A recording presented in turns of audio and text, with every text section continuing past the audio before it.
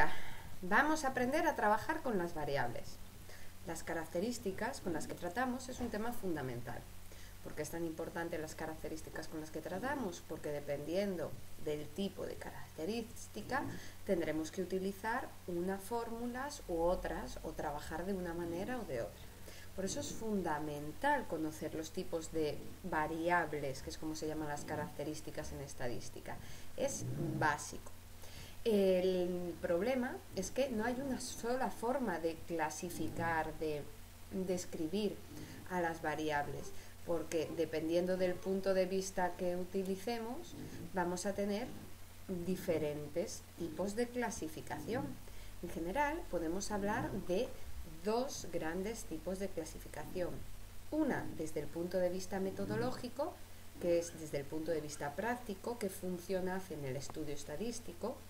Este tipo de clasificación solo serviría cuando trabajamos con un estudio estadístico normal, como los que os expliqué del tema 12, o sea, probar si hay diferencias significativas o no en una prueba, en una técnica, entre dos muestras, una de control y una experimental. Si no estamos trabajando con un cálculo de diferencia de medias, o sea, un cálculo habitual, un estudio normal de diferencias entre el grupo de control y el grupo experimental, no podríamos utilizar esta forma de describir metodológicamente las variables.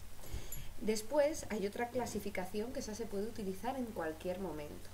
La segunda de las clasificaciones es clasificar las variables desde el punto de vista de sus propias características internas, solo mirando cómo son en realidad estas variables. Ese es el segundo de los puntos de vista y ese se podría utilizar en cualquier situación posible. Así, vamos a primero hablar del primer tipo de clasificación, que es la clasificación desde el punto de vista metodológico. Desde el punto de vista metodológico podemos hablar de dos tipos de variables. Por un lado estarán las variables independientes o del investigador y por el otro estarán las variables dependientes. Aquí yo estoy dibujando, si os fijáis, un eje cartesiano. El eje cartesiano es la gráfica por excelencia de las funciones de las ecuaciones matemáticas. Realmente el eje cartesiano sería como un más, donde el eje horizontal se llamaría eje de X y el eje vertical se llamaría eje de Y. Pero en estadística, como veremos más detenidamente en posteriores clases, casi nunca se trabajan con valores negativos, con lo cual nos quedamos solo con el primer cuadrante de las variables, del eje de X y el eje de Y, ya que el resto de cuadrantes, este de aquí, este de aquí y este de aquí, trabajaría con valores negativos en alguno de los lados, y eso a nosotros no nos interesa en este sentido. Bueno, este eje cartesiano es la gráfica por excelencia de las matemáticas y por lo tanto también se puede utilizar en estadística. Aquí trabajaremos con una variable independiente, que es la variable, voy a ponerlo en minúscula, independiente o del investigador. Es fácil acordarse que la variable independiente es la del investigador porque si os fijáis, independiente, investigador empiezan igual. Y se encuentra en este eje de X. Este eje de X también se le llama eje de distribución o eje de las abscisas. Cuando oigáis hablar de eje de las abscisas o eje de distribución, están hablando a el eje de X donde se sitúa la variable independiente, mientras que el eje de Y es el eje de la variable dependiente o variable dependiente. Aquí el eje de Y también se le puede llamar eje de frecuencias o eje de las ordenadas. Bueno, y vamos a ver qué función hace cada uno de ellos. La variable independiente o variable del investigador es la causa, mientras que la variable dependiente es el efecto. ¿Os acordáis que nosotros cuando hablábamos de un estudio estadístico queríamos ver si una técnica de estudio funcionaba, o sea, aumentaba o disminuía las notas, si un medicamento reducía el cáncer o la depresión, si queríamos ver si una variable cambiaba otras circunstancias? Pues en este caso, la variable que cambia, que sería la variable causa, sería la variable independiente que se colocaría en este eje de X. Y es variable del investigador porque el investigador es quien controla las causas, el investigador es quien controla la técnica, el investigador es quien controla el medicamento, decide qué hay dentro del medicamento, qué sustancias meto dentro del medicamento, y no solo ello, sino que también decido qué cantidad de medicamento le doy. Si yo trabajase, por ejemplo, quiero saber si hay diferencias significativas entre el sexo de los alumnos y las horas de estudio. En este caso, la variable independiente o causa sería el sexo, porque yo quiero ver si este sexo cambia las horas de estudio. Claramente, ¿vale? El investigador no controla el sexo de la gente, pero sí decide si coger a más o menos individuos de este grupo, y por lo tanto es una forma de control, es una forma de control de la causa. Por el otro lado, la variable dependiente es la variable efecto, es la variable que quiero ver que aumenta o que disminuye. Y así ya tendríamos las dos clasificaciones. La variable independiente es la causa y la variable dependiente es el efecto. Para acordarnos de esto, yo dibujo muchas veces un trenecito para recordar que los trenes van sobre raíles, por lo tanto solo pueden ir en horizontal, no pueden ir en vertical. Así, en este caso, el tren, que es el que controla el investigador. ¿Por qué? Porque alguien tiene que mover el tren, alguien está dentro del tren metiéndole leña, y ese es el investigador. Y el tren solo puede ir por raíles, por eso yo puedo saber que la variable independiente está en el eje de X, porque la variable dependiente o del investigador es la que tiene dentro el investigador. Y este tren intenta estrellarse contra un muro, que sería la variable dependiente. El muro es la variable dependiente y es lo que quiero ver el efecto, es donde quiero ver que se cae el muro. Los muros están en vertical, por eso yo sé que el eje de Y es la variable dependiente o variable efecto, porque es donde quiero ver yo el efecto. El investigador no puede controlar la variable dependiente, no puede con sus propias manos hacer caer el muro. Para poder trabajar debe utilizar una máquina, que en este caso va a ser el tren, porque si lo intentase hacer solo con sus manos, pues tendría problemas, se haría daño.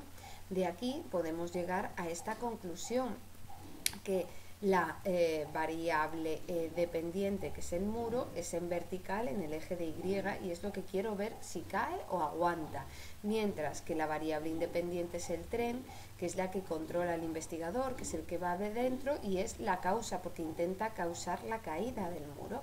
Bueno, así lo primero que vamos a ver es buscar unos cuantos ejemplos. Vamos a abrir exámenes de años anteriores para poder ver en un caso práctico donde poder comprobar lo que os estaba diciendo, mirar cuál es la variable causa y cuál es la variable efecto. Un detalle que tenéis que tener en cuenta, que es importante, bastante importante, es que la variable causa, nosotros en estadística para pedagogía y educación social solo vais a trabajar con variables causas que tengan dos opciones.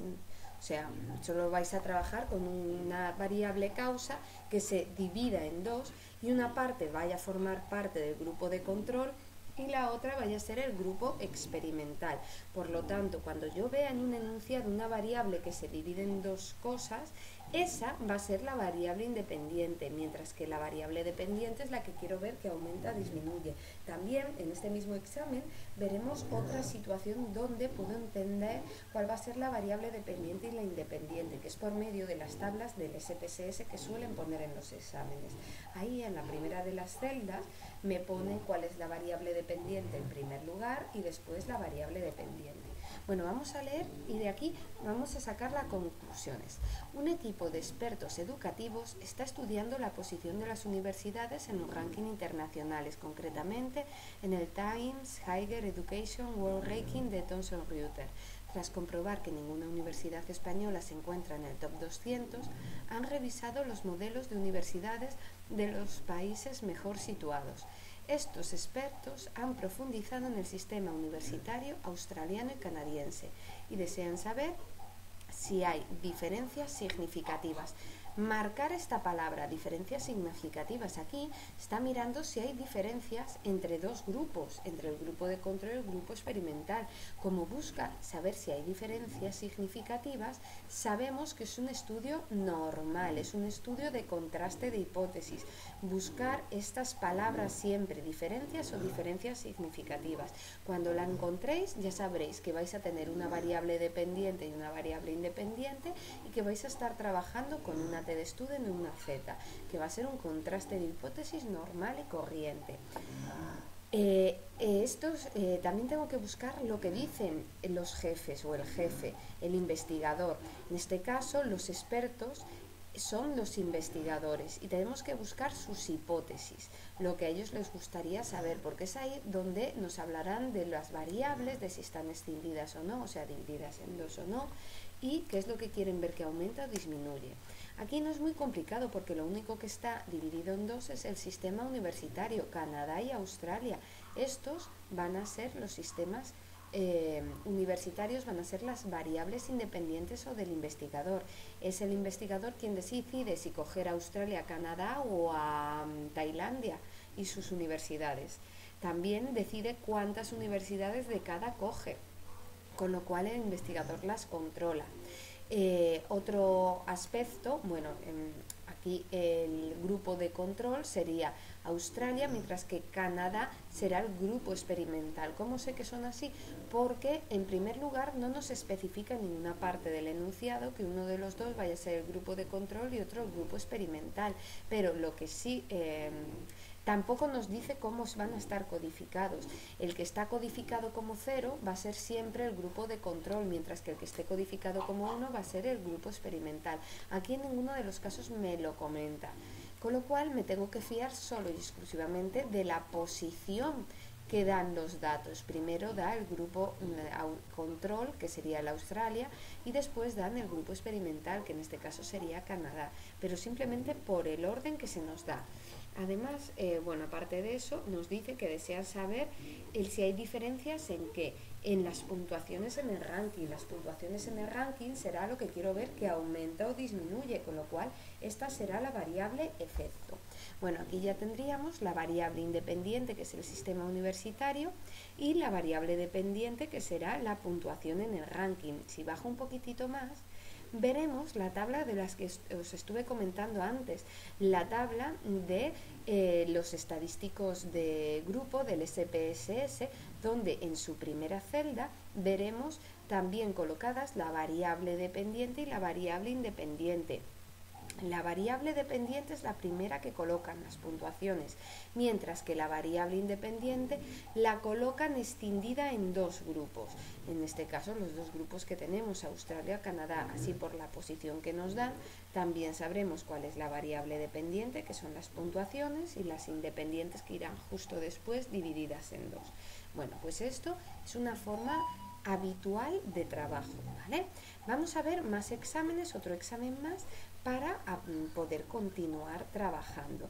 Vamos a ver que coja el examen. Este va a ser otro examen, voy a ponerlo un poquitito más grande para que lo veamos bien. Y empezamos. Algunos estudiantes de la asignatura de la UNED tienen la sospecha de que el examen de la primera semana fue más fácil que el de la segunda semana. El profesor les explica que la dificultad de las pruebas puede ser una percepción subjetiva y que en las puntuaciones influyen muchos factores. No obstante, les propone contrastar la siguiente hipótesis. Aquí está la hipótesis del investigador, del jefe, que será en este caso el profesor, y es donde me darán toda la información. La nota media de la primera semana fue más alta que la de la segunda semana. Aquí tenemos la variable independiente, la que se divide en dos, que uno será, la variable independiente será la que se divide en dos, primera y segunda semana. La semana de examen, por tanto, es la variable independiente del investigador. El investigador decide qué examen poner cada semana, cuándo será la fecha, con lo cual el investigador la controla. Y por tanto es la variable independiente o del investigador, mientras que lo que quiero ver que aumenta o disminuye, que será la nota media de los alumnos. Además, si me bajo un poquitito y miro la tabla, la primera variable que me dan es la variable dependiente, que es la nota, mientras que la que se divide en dos, primera, segunda semana, será la variable independiente del investigador. Creo que ya con esto no vais a tener muchas más dificultades, es sencillo y siempre se va a trabajar igual. Ahora lo que vamos a pasar a ver, vamos a dejar por un segundo las variables y vamos a empezar a trabajar con con el estudio en general. Vamos a hablar a partir de ahora de cuando un estudio es muy parcial o es algo es muy parcial o imparcial. Lo ideal es que los estudios sean imparciales 100%, porque tiene que ser un estudio científico, pero muchas veces estamos tan obsesionados con que pase algo, nos gustaría tanto que pasase algo, que acabamos haciendo un poco de trampita, que sería hacer parcial, y acabamos arrimando las ascuas a mi hoguera. Pero bueno, todo ello se ve en los enunciados del investigador. En el enunciado se puede ver claramente si el investigador es tendencioso o no es tendencioso. ¿Cómo puedo saber yo si es tendencioso o no? Pues en la hipótesis del investigador, las que os hice leer antes. Esas hipótesis del investigador, lo que dice el jefe que quiere que pase, que quiere ver, es la parte fundamental donde sabré si mi estudio es parcial o mi estudio es imparcial. Si un investigador dice en esta hipótesis que quiere ver si hay diferencias, pero no especifica a favor de cuál de los dos grupos va a haber las diferencias, en ese caso mi estudio va a ser bilateral, ¿vale? O de dos colas, porque va a ser totalmente imparcial. Pero si el investigador dice por contra que él considera que la diferencia va a ser a favor de uno de los grupos en concreto, pues si dice que las diferencias va a ser a favor de uno de los grupos, entonces claramente está siendo parcial, y eso se tiene que ver plasmado en el estudio que están realizando, porque hay más posibilidades de cometer errores y tenemos que plasmarlo, ponerlo en la práctica de los cálculos. De hecho, pueden cambiar los resultados del contraste de hipótesis, que mi estudio sea unilateral o que mi estudio sea bilateral. Si estoy siendo unilateral, estoy siendo parcial, hay más posibilidades de que se rechace la hipótesis nula que si mi estudio es unilateral, y eso lo tengo que tener en cuenta. Bueno, os pongo un ejemplo para que no tiene nada que ver con la estadística, con la pedagogía y la estadística, pero os puede servir. A ver, a veces nosotros hemos quedado en una calle, y estamos esperando a que venga alguien, y estamos mirando hacia la dirección que siempre viene porque vive por ahí o por el motivo que sea. Si nos ponemos a mirar solo en esa dirección, ¿qué pasará? Que la persona con la que hemos quedado nos puede pegar un susto por detrás. ¿Por qué? Porque puede que ese día se haya ido por otro lado y venga por un sitio que normalmente no viene y nos acabe pegando un susto.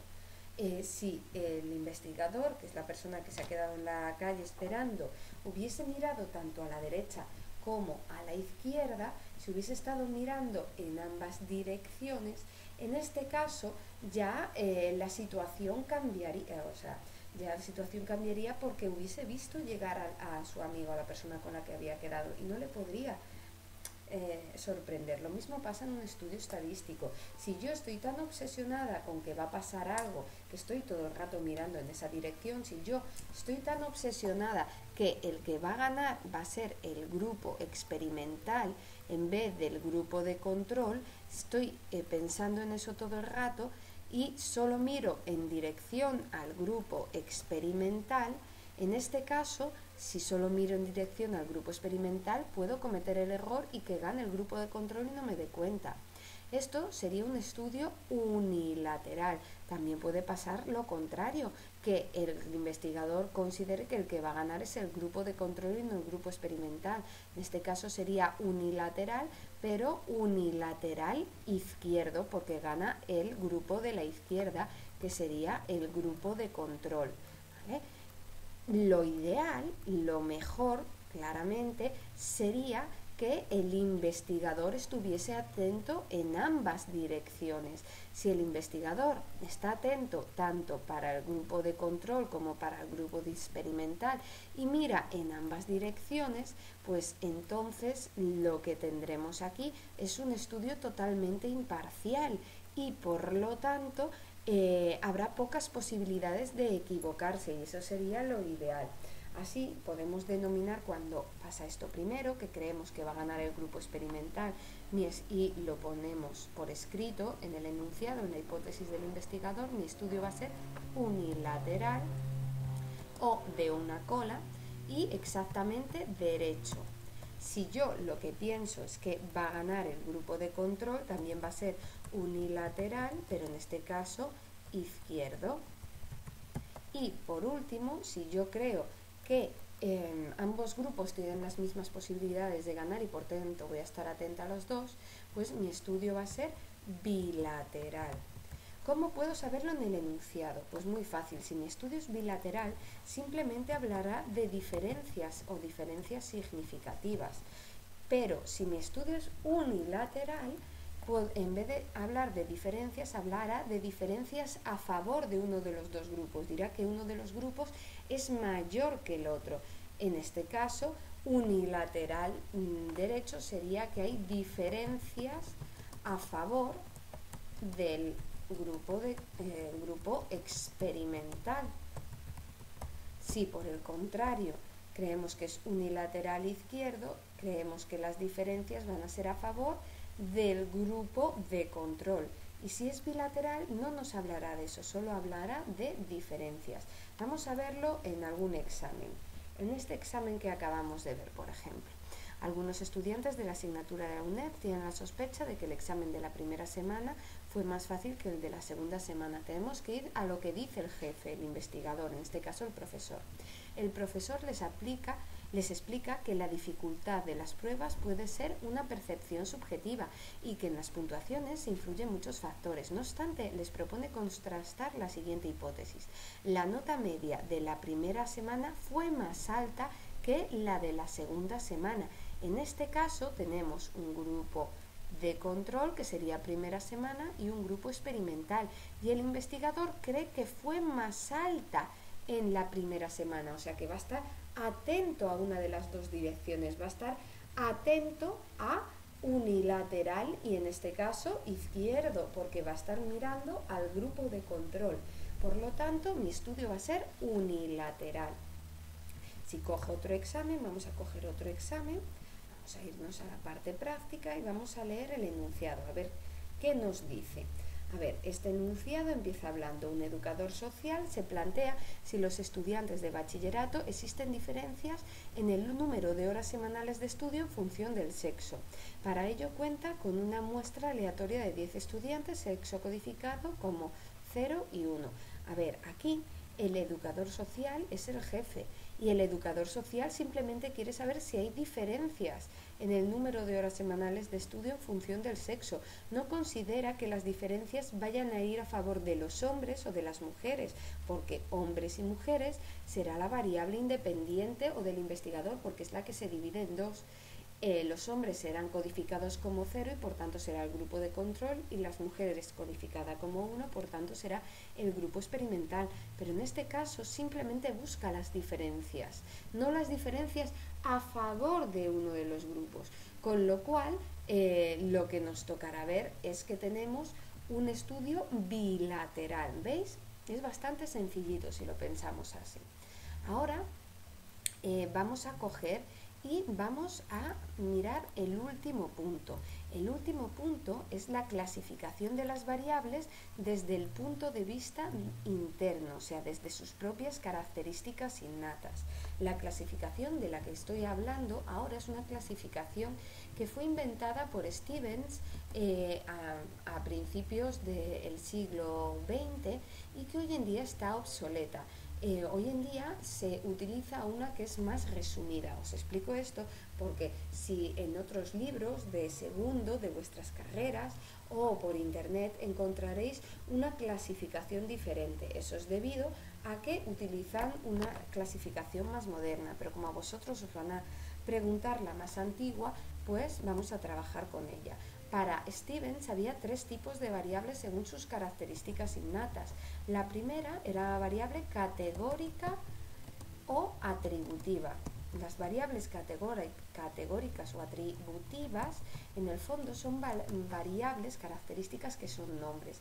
Categoría significa, una categoría en lengua castellana o literatura es una clasificación por nombres, y un atributo es un adjetivo. Pues cuando nosotros trabajamos con nombres o con adjetivos estamos trabajando con una variable categórica o atributiva. Estas variables tienen su propio nivel de medida, todo tiene un nivel de medida. Los kilos, o sea, el peso en kilos, la fuerza en newtons, la altura en metros.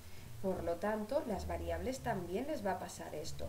Las variables categóricas o atributivas tienen un nivel de medida nominal y son las más fáciles de distinguir, porque cuando te pregunto por ellas tú me contestas con un nombre o con un adjetivo, con lo cual no hay mucha complicación.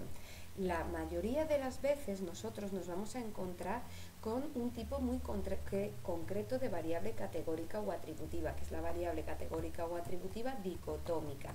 De hecho, todas las variables independientes o del investigador son dicotómicas, ¿vale? Las variables dicotómicas son aquellas categóricas o atributivas que solo tienen 2 opciones, solo tienen 2 nombres.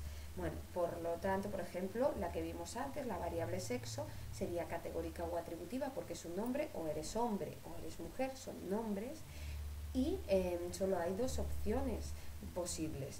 Por lo tanto, es categórica o atributiva, de tipo dicotómico. De hecho, era una variable independiente y por tanto todas las variables independientes son categóricas o atributivas de tipo dicotómico. Podrían ser también politómicas. Que eso significaría que tiene más de 2 opciones. Por ejemplo, la profesión. Yo cuando te pregunto por profesión, tú me dirás profesora, dentista, médico, farmacéutica. Son nombres, pero son muchos, hay muchas opciones, con lo cual es politómica.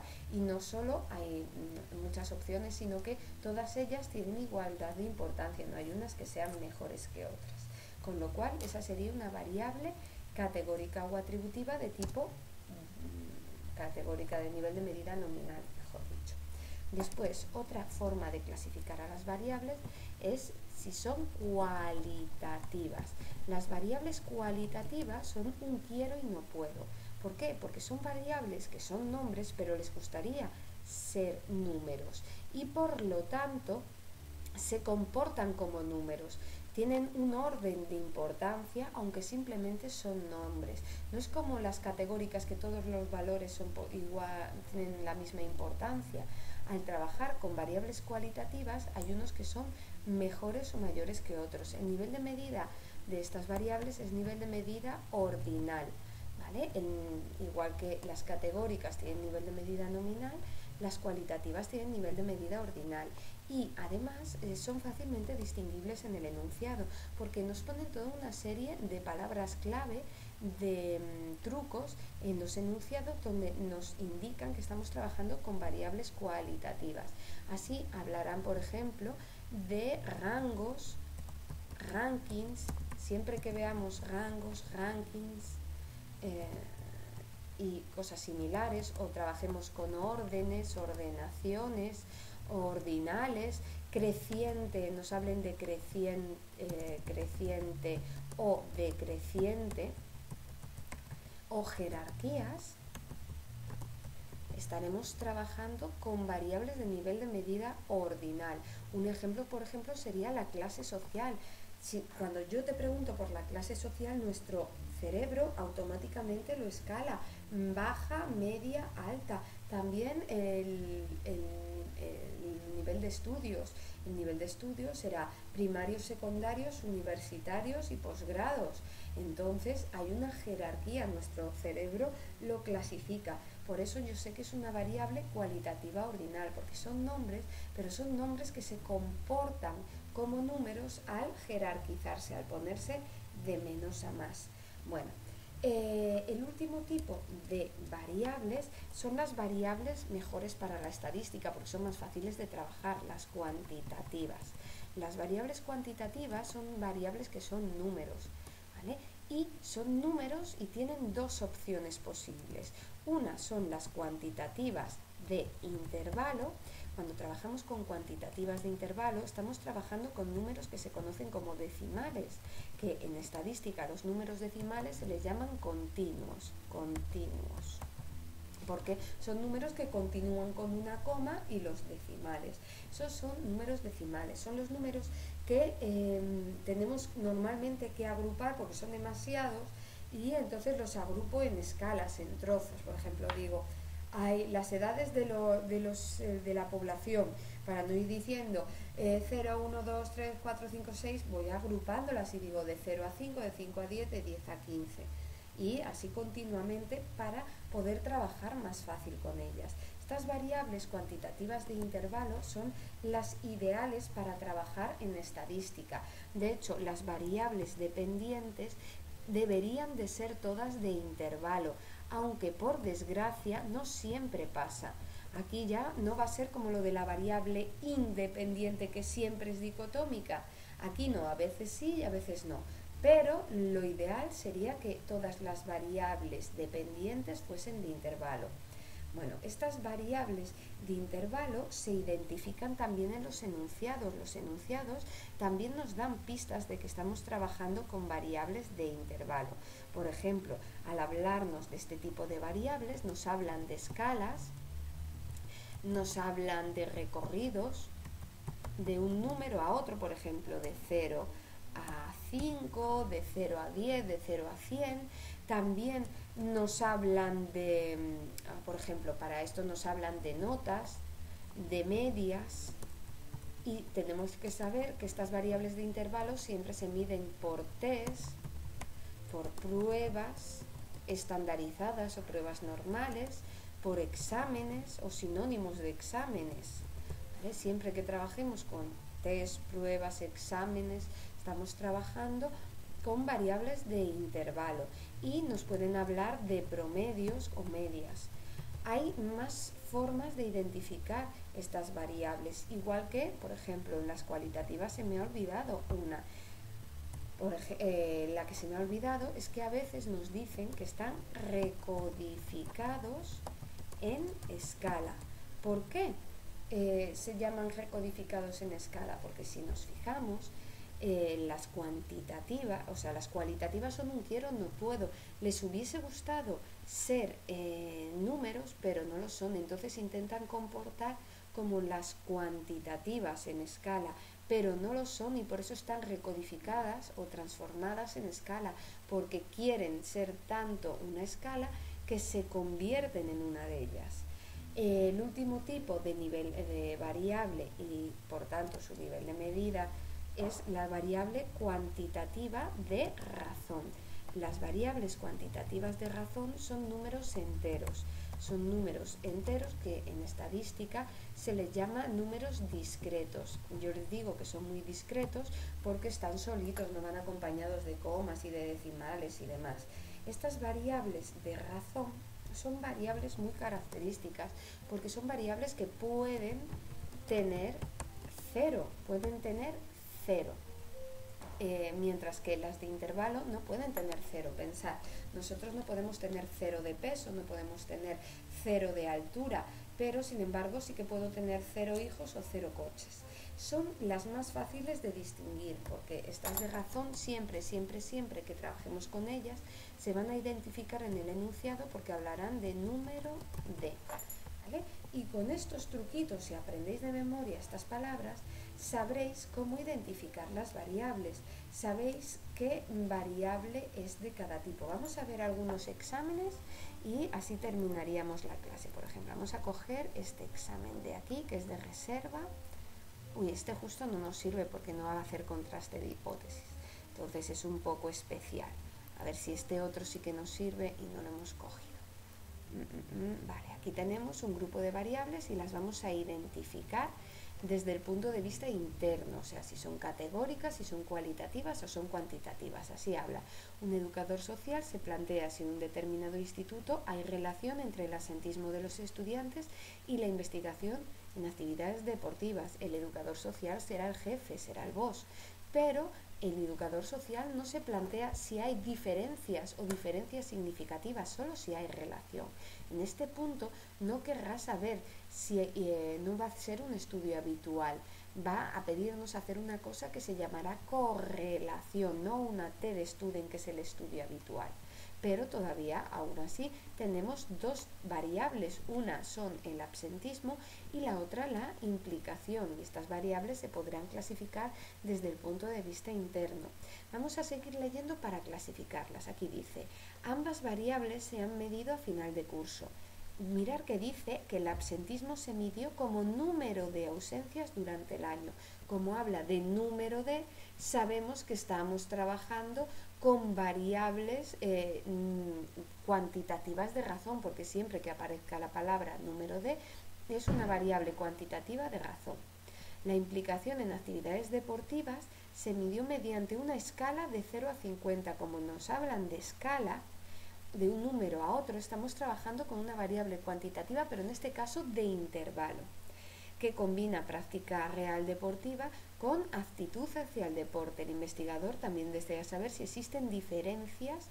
Mirad que aquí ya sí que nos habla de diferencias o diferencias significativas, con lo cual de lo que va a hablar ahora sí que va a ser un estudio de TED Student normal. Dice diferencias en la implicación deportiva en función del sexo. Aquí querrá que trabajemos la implicación deportiva, que era cuantitativa de intervalo, y el sexo como variable independiente y variable dependiente. El sexo está codificado como 0 y 1, como solo hay dos opciones, y es la variable independiente porque es la que se divide en dos, grupo de control, grupo experimental, y está codificado como 0 y 1. Aparte de ser la variable independiente, es, como todas las variables independientes, es categórica o atributiva de tipo dicotómico. ¿Lo veis? Tampoco es tan complicado de ver. Vamos a ver otra más. Vamos a coger otra más, a ver qué tal. Esta que fue la primera que vimos. Aquí nos hablan. Vamos a ir directamente a la parte... Bueno, no, vamos a leerla entera. Un equipo de expertos educativos está estudiando la posición de las universidades en los rankings. Mirad esta palabra que es una de las que dije que había que aprender. Ranking internacionales, concretamente el Times Higher Education World Ranking de Thomson Reuters. Tras comprobar que ninguna universidad española se encuentra en el top 200, han revisado los modelos de universidades de los países mejor situados. Estos expertos han profundizado en los sistemas universitarios australiano-canadienses, lo que se divide en dos y por tanto hemos dicho que es la variable independiente. Y como todas las variables independientes, es categórica o atributiva de tipo dicotómico. Y desea saber si hay diferencias significativas entre las puntuaciones en el ranking. ¿Qué es lo que quiero ver que aumenta o disminuye? La variable efecto hemos dicho que son las puntuaciones, o sea que esta será una variable que se mide en ranking. Cuando hablamos de ranking, rango, ordenación creciente o decreciente o jerarquía, estamos trabajando con variables cualitativas de nivel de medida ordinal. Pues aquí ya tendría la siguiente clasificación de las variables. Ya veis que no es nada complejo. un poco trabajoso, pero a base de práctica lo conseguiréis. Solo es aprenderse de memoria las características que os acabo, los nombres clave que os acabo de decir y ya lo tendríais. Pues no, bueno, esta es la primera semana de examen, la primera semana de clase, y ya veis que ya empezamos con exámenes y empezamos a trabajar en serio y que no es tan complicado, con un poquito de trabajo se consigue. Y nada más y nada menos, os dejo tranquilos y hasta la próxima. Chao, chao.